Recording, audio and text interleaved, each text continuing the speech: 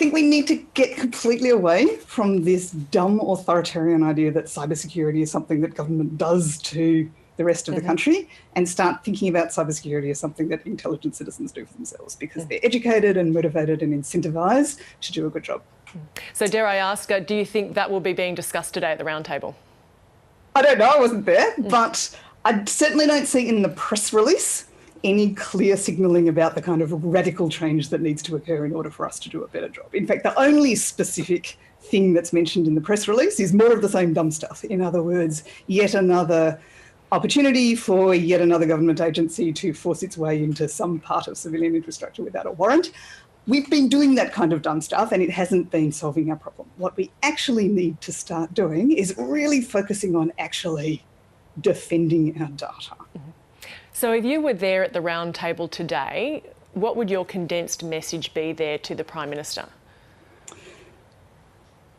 Start encouraging end-to-end encryption, and instead of banging on the table saying pedophiles use encryption, start banging on the table saying everybody should be using encryption. End-to-end encryption is a safety feature. We should be using it all the time. Same with strong authentication. It's a thing that defends the security of systems and data. We should be encouraging it and we should be repealing the dumb laws that sought to undermine it and force technology companies to undermine their authentication and encryption. We should be putting some people with technical expertise on the cybersecurity advisory board, so that they actually understand the technology that they're trying to regulate and make policy about.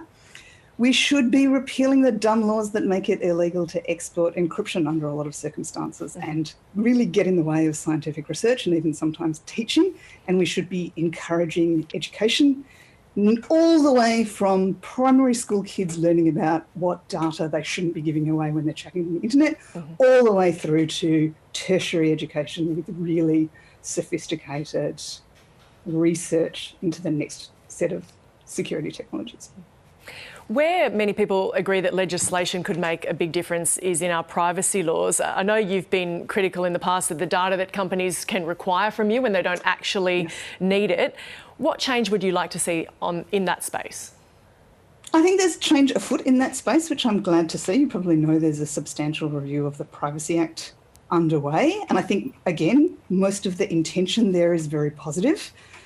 I think it's not just private companies that gather much more data and retain much more data than they need to. I'd like to see some serious review of, for example, metadata retention legislation, which we all said was going to be a problem and was a direct contributor to at least to Optus having all that data lying around. Yeah, so the government needed to look at itself in this as well. Yes. Yeah.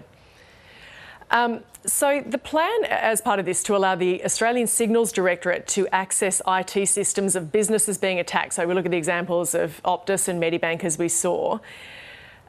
Is that a good idea? And regardless of your response to that, what are your reservations with it?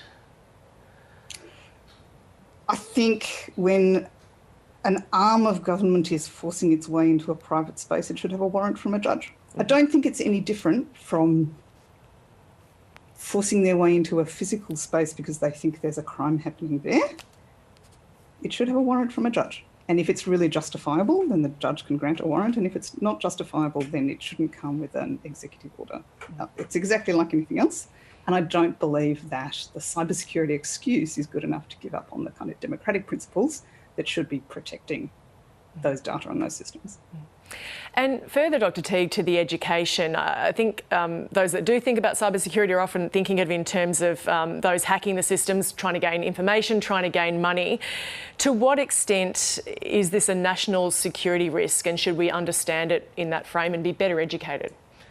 Yes, it's totally a national security risk. And we are seeing a blurring of the distinction between, I guess, traditional military kind of assets and the kind of national security risks that come from just too much personal data about too many people floating around and being exposed. So it is a national security risk. And I think that although I agree that response is important, I also think there should be a lot more emphasis on defence. Encrypting data properly, deleting data you don't need, not collecting it in the first place, and so on.